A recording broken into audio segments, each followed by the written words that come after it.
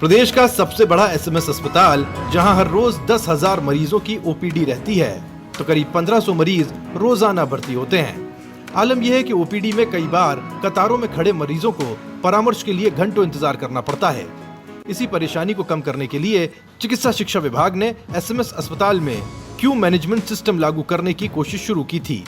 इसके लिए डॉक्टर्स और अधिकारियों का एक दल दिल्ली एम्स का दौरा करके वापस आया है, लेकिन अब तक क्यू मैनेजमेंट सिस्टम को लागू नहीं किया जा सका है। दिल्ली के एम्स में सीमित समय तक ही रजिस्ट्रेशन होता है, लेकिन एसएमएस में ये व्यवस्था नहीं है।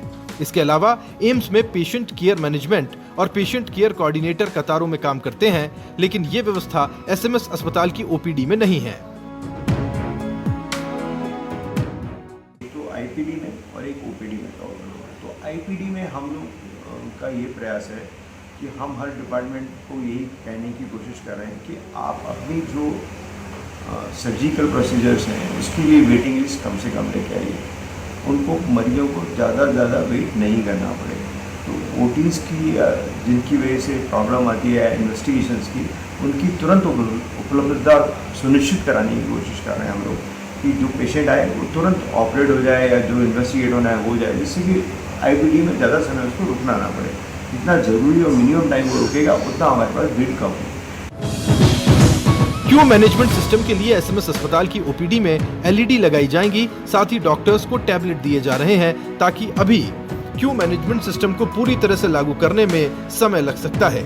एसएमएस मेडिकल कॉलेज के प्राचार्य डॉक्टर दीपक माहेश्वरी ने बताया कि सभी विभागों को ऑपरेशन की वेटिंग कम करने के निर्देश दिए गए हैं, ताकि जल्द से जल्द मरीज ऑपरेट होकर डिस्चार्ज किया जा सके। हमारे ऊपर आग्रह था कि वहाँ पर एक क्यू मैनेजमेंट सिस्टम लागू हो, तो उनके निर्देश के अनुसार वहाँ एक क्यू मैनेजमेंट सिस्टम शुरू कर दिया जाए। और इसके साथ साथ हमने काउंटर्स भी बढ़ाने की कोशिश कर रहे हैं हर ओपीडी में, कि जिससे कि मरीज को दिखाने के लिए मल्टीपल पॉइंट्स होंगे तो जल्दी से मतलब उसका पेशेंट को का समय कम लगेगा। एसएमएस अस्पताल को रेफरल अस्पताल बनाकर ही मरीजों का भार कम किया जा सकता है, लेकिन कई कारणों के कारण राज्य सरकार इसे रेफरल अस्पताल नहीं बना पा रही। यही कारण है कि अस्पताल में मरीजों की भारी भीड़ उमड़ती है और इसके कारण मरीजों को दिक्कतों का सामना करना पड़ता है। सतवीर सिंह, समाचार प्लस, जयपुर।